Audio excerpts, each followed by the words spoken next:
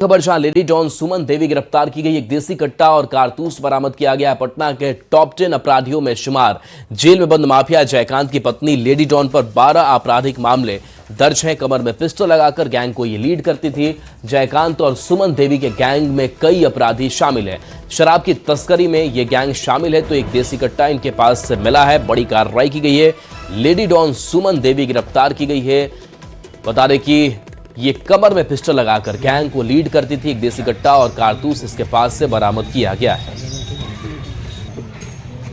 का गठन करते हैं, सूचना का सत्यापन करने के उपरांत रेड किया जाता है और उन्हें टोल प्लाजा मौके वारदात से उनकी गिरफ्तारी सुनिश्चित की जाती है। उनके पास से एक कट्टा, एक जिंदा गोली और एंड्रॉयड फ़ोन जो है रिकवर किया जाता है, उसको जब्त किया जाता है।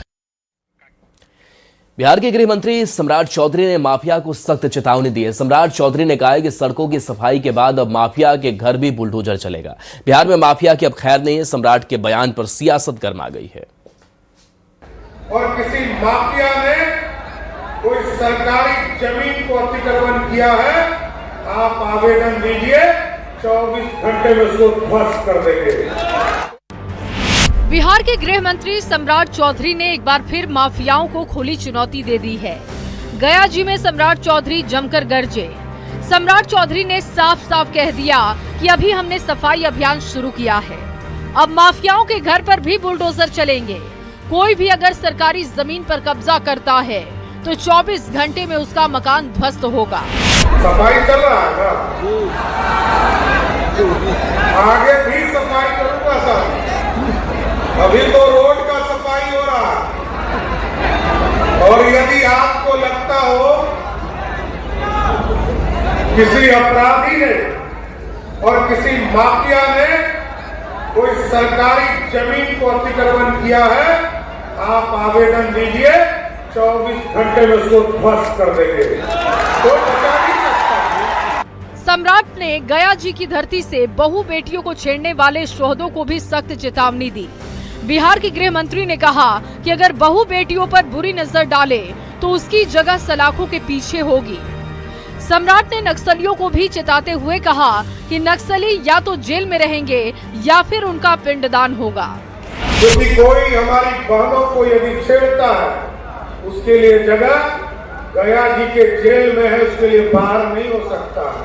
31 मार्च 2026 तक नक्सल मुक्त बनाना है तो 5-6 लोग बचे हैं। अगले 3 महीने में उन तमाम नक्सली को या तो जेल के अंदर पहुंचा दूंगा, नहीं तो पिंड का स्थान तय है, वहां भी पहुंचाने का काम।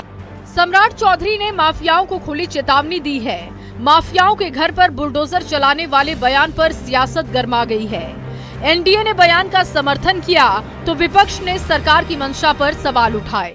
ध्यान देने से कुछ नहीं होगा जब तक कि आप एक्शन नहीं दिखाइए, और आप एक्शन नहीं दिखा पा सकते हैं क्योंकि सत्ता के जो नजदीक हैं वही अपराधियों को संरक्षित कर रहे हैं। सम्राट चौधरी जी के इन तरह के बयानों से एक बात तो बहुत साफ हो जा रही है कि वो मान के चल रहे हैं कि इससे पहले बिहार में गुंडों का राज था, माफिया का राज था, चौक चौराहों पर शोहदे खड़े होकर छेड़खानी करते थे। सच्चाई भी है। माननीय सम्राट चौधरी जी का यह कथन कि माफिया को चैन से नहीं रहने देंगे। कौन माफिया है? वह माफिया है जो आर्थिक माफिया है, जिसने गलत तरीके से संपत्ति अर्जित की है। बिहार के गृह मंत्री श्री सम्राट चौधरी जी ने बिहार को अपराध मुक्त करने के दिशा में, बहन बेटियों को सुरक्षा प्रदान करने के दिशा में कोई समझौता नहीं करेंगे कि बिहार में सुशासन स्थापित होकर के रहेगा। गृह मंत्री की जिम्मेदारी संभालने के बाद सम्राट चौधरी एक्शन मोड में है। बिहार में लगातार अपराधियों का एनकाउंटर हो रहा है। कानून तोड़ने वालों पर करारा प्रहार किया जा रहा है। भ्रष्ट अधिकारियों और माफियाओं पर शिकंजा कस गया है। महिलाओं की सुरक्षा के लिए अभय ब्रिगेड बनाया गया। अब सम्राट ने एक बार फिर माफियाओं को खुली चुनौती देकर ये साफ कर दिया कि बिहार में अब गुंडा राज और माफिया राज की कोई जगह नहीं। माफिया और अपराधी अब बचेंगे नहीं। न्यूज़ 18 के लिए गया जी से एल